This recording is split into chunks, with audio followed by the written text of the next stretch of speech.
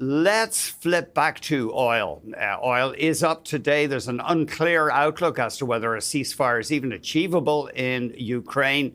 And there are rising tensions between the US and Venezuela. We're joined now by Jeremy Irwin, a global crude lead at Energy Aspects. Jeremy, always great to talk to you. Thanks very much. So uncertainty is lifting oil today, but the price still stuck below $60.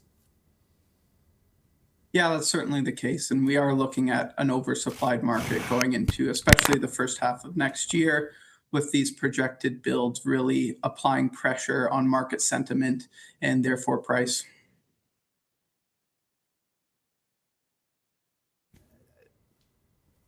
The interesting thing here is that OPEC Plus has apparently recognized reality and is deferring its production increases.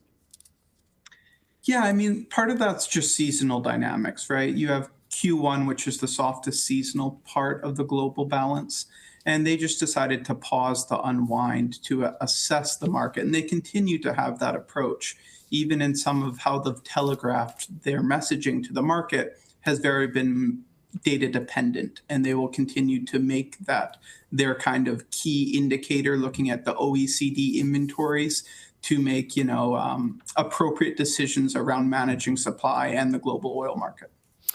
You're noticing that Russian crude is pricing below Iranian barrels. What, in some markets anyway, what is that telling you? Yeah, it's really reflecting the amount of Russian crude that has built up on water ever since you had the US implement some sanctions there.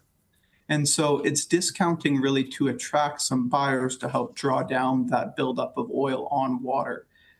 So it's really a reflection of a smaller pool of potential buyers willing to take that type of sanctions risks, and the Russian crude discounting to try and clear. What does that tell you, that the Russians are having difficulty selling their oil? Yeah, absolutely. And I think, our soundings are we've had about 40 to 50 million barrels of Russian crude failing to clear or find a buyer in the November and December cycles. So how that is really impacting the global oil markets is it's building on water instead. And that's reduced vessel availability, as you have a lot of these vessels just tied up on the water, and it's being reflected in stronger freight prices. Yeah, we have an incredible chart to show that. This surge in shipping prices, not just for boats that move oil. Apparently, this is just because of disarray in the commodity market generally. Yeah, I mean, it's certainly, I can't speak to the other commodities, but in oil, it is material. And we're getting a lot of questions from our clients in terms of when are we going to run out of vessels? There is only a finite amount. We do have some additional vessels coming to market, but those are mostly back half weighted this year.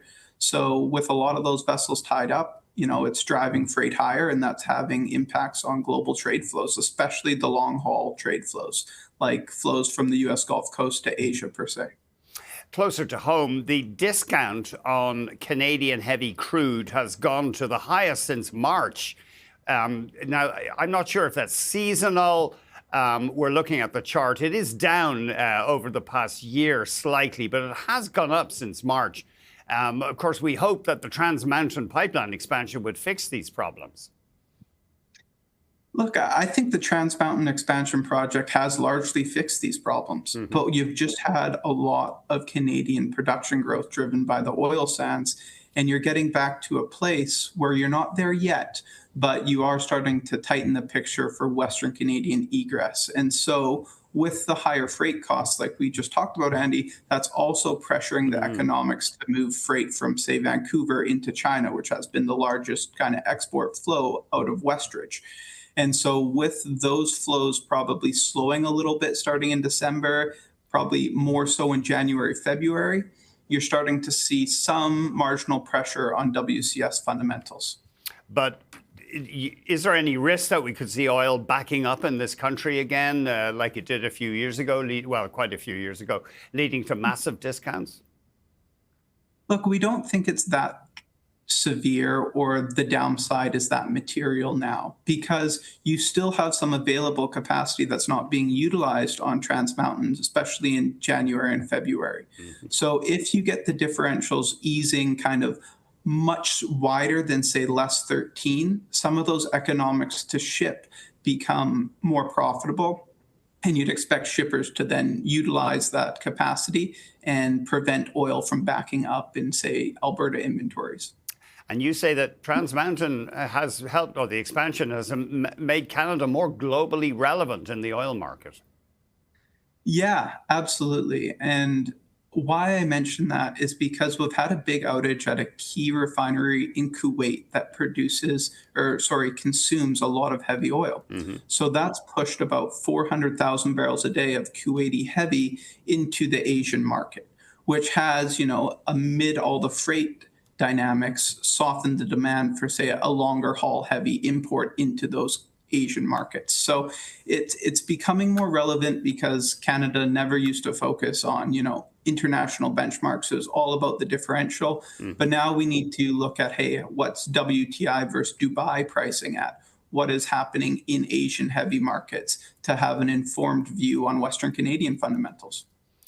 Just finally, could we loop back to Venezuela? If President Trump launches expanded attacks on Venezuela, allegedly going after drug dealers, is that likely to disrupt the flow of heavy oil from Venezuela? Certainly. Yeah, absolutely. And we're already seeing a little bit of that in the most recent, say, cargo tracking data for October and November exports out of Venezuela.